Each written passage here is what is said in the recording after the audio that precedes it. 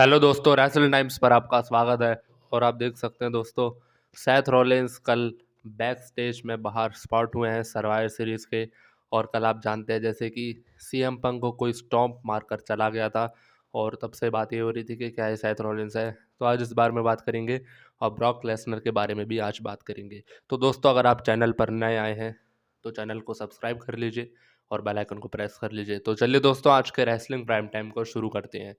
तो दोस्तों, जैसा आप जानते हैं कि कल वॉर गेम्स का मैच अच्छा खासा चल रहा था, तभी अचानक से बीच में कोई हुडी पहनकर कोई मिस्ट्री मैन आया और पहले तो उसने किक मारी सीएम पंक को और फिर स्टॉम्प देकर चला गया।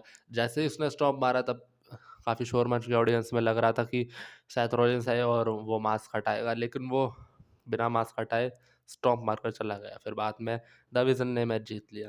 तो फिर तब से ये बात चल रही है कि क्या ये सैथ रॉलिंस, ये गाय कौन है, ये मिस्ट्री मैन कौन है, क्या ये सैथ रॉलिंस है। काफ़ी सारे अंदाजे लगाए जा रहे हैं। कोई कह रहा है ऑस्टिन थ्योरी है, कोई कह रहा है एले नाइट है, या कोई कह रहा है किसी ने तो क्रिस जेरिको तक का नाम ले दिया। तो ये है कौन? तो दोस्तों, कल के वीडियो में मैंने इसके बारे में बात करी थी। मेरे हिसाब से और बाकी रूमर्स के हिसाब से भी ये है ऑस्टिन थ्योरी, क्योंकि ऑस्टिन थ्योरी कई दिन से ऑस्टिन थ्योरी की वापसी भी होनी थी, बताया जा रहा था ये। और ये भी बताया जा रहा था कि ऑस्टिन द विज़न को ज्वाइन कर सकता है।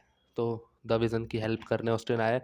और ये सैथ रॉलिंस इसलिए नहीं है, यहाँ पर भी आप ये क्लियर समझ लीजिए, क्योंकि सैथ रॉलिंस को स्टोरी लाइन में बिट्रे करा है द विज़न ने, और द विज़न को बचाने के लिए, द विज़न को जिताने के लिए क्यों मदद करेगा सैथ रॉलिंस इन लोगों की।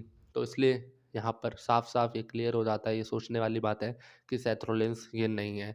और काफ़ी टाइम से र्यूमर भी आ रहा था ये ऑस्टिन थ्योरी भी है। और ये जो मिस्ट्री मैन है, जो मास्क पहन कर आया है और हुडी में आया है, ये है ऑस्टिन थ्योरी। इससे आप ये अंदाज़ा लगा सकते हैं, क्योंकि इसकी हाइट भी लगभग सेम दिख रही है ऑस्टिन थ्योरी जितनी, मतलब जैसे ऑस्टिन थ्योरी जितनी हाइट है वो रिंग में जैसे लगता है, वैसे ये भी लग रहा है।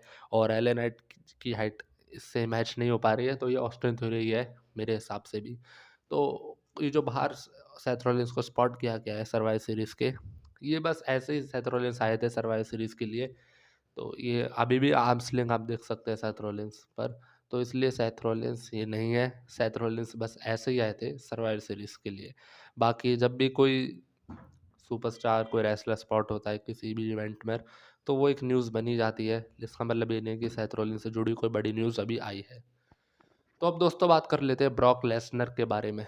तो दोस्तों, ब्रॉक लेसनर कल वॉर गेम्स में आए और मैच भी जीत गए। लेसनर कल मैच भी जीत चुके हैं, और अब ये बताया जा रहा है कि ब्रॉक लेसनर काफ़ी हफ्तों तक डब्ल्यूडब्ल्यू में अब दिखाई नहीं देने वाले हैं। ब्रॉक लेसनर का काम अब पूरा हो चुका है, ऐसा बताया जा रहा है। और अब ब्रॉक लेसनर आएंगे सीधे रॉयल रंबल के टाइम पर, मतलब जनवरी में अब ब्रॉक लेसनर आप लोगों को देखने को मिलेंगे, क्योंकि Brock Lesnar Saturday night's main event पे शामिल नहीं होने वाले हैं, उसमें पार्टिसिपेट नहीं करने वाले हैं।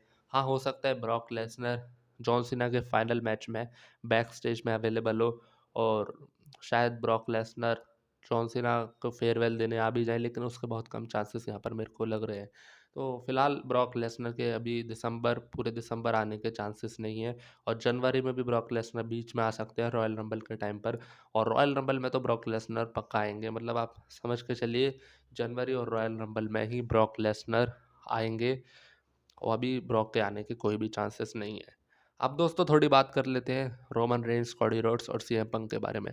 तो दोस्तों, आप जैसा कि जानते हैं, वॉर गेम्स खत्म होने के बाद जब रोमन द विजन जा चुकी थी, द विजन वाली टीम, तब रोमन रेंस उठे और लगा था सीएम पंक पर रोमन गुस्सा करेंगे, लेकिन सीएम पंक को हाथ देकर रोमन ने उठाया और कॉडी पर गुस्सा किया। मतलब कॉडी और रोमन के बीच में एक तनाव देखने को मिला, एक टेंशन देखने को मिली दोनों के बीच में। और तभी से ये र्यूमर न्यूज़ आने लग गई कि जो रेसलमेनिया 42 होगा वो होगा सिंगल मैच रोमन रेंस और कॉडी रोड्स के बीच में भी। तो यहाँ पर ऐसा लगता है कि सीएम पंक और रोमन रेंस के बीच में कोई भी राइवलरी नहीं दिखने वाली है काफ़ी टाइम तक। राइवलरी है, वो सिंगल राइवलरी है रोमन रेंस और कॉडी रोड्स के बीच में। तो दोस्तों, लेकिन उससे पहले कॉडी रोड्स को सामना करना पड़ेगा ड्रू मैकइंटायर का। आप जानते हैं ड्रू मैकइंटायर और कॉडी रोड्स की राइवलरी भी एकदम पीक पर चल रही है इन दिनों। तो फिलहाल दोस्तों, आज के वीडियो में इतना ही। आप ऐसे ही वीडियोस देखने के लिए चैनल को सब्सक्राइब कर दीजिए और बेल आइकन को प्रेस कर दीजिए।